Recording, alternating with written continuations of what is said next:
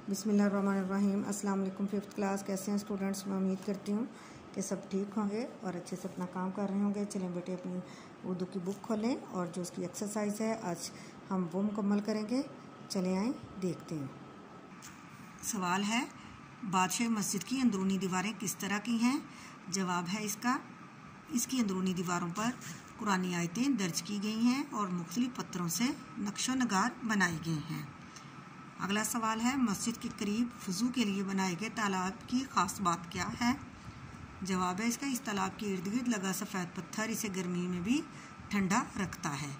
आगे होगा जी सवाल नंबर 2, खाली जगह पूरी करनी है। ये है सवाल नंबर 2, सबक के हवाले से दुरुस्त लफ्ज़ मुंतखब करके खाली जगह पूरी कीजिए। बादशाही मस्जिद लाहौर शहर के डैश में वाक़ है। कहाँ वाक़ है? वस्त में यानी दरमियान में। मस्जिद की इमारत में ज़्यादातर डैश का पत्थर इस्तेमाल किया गया है। कौन सा? सुर्ख रंग का। इसका सहन बहुत कुशादा है जिसमें डैश से ज़ायद नमाजियों की गुंजाइश है। कितने से? 1 लाख से। बादशाही मस्जिद का शुमार दुनिया की बेहतरीन डैश में होता है तारीखी इमारतों में। सुनहरी हरूफ से मुज़य्यन डैश लोगों की तवज्जो का ख़ास मरकज़ है। क्या? कुरान मजीद, जो कि बादशाही मस्जिद में रखा गया है। ठीक है बेटे, आज का हमारा यही काम है।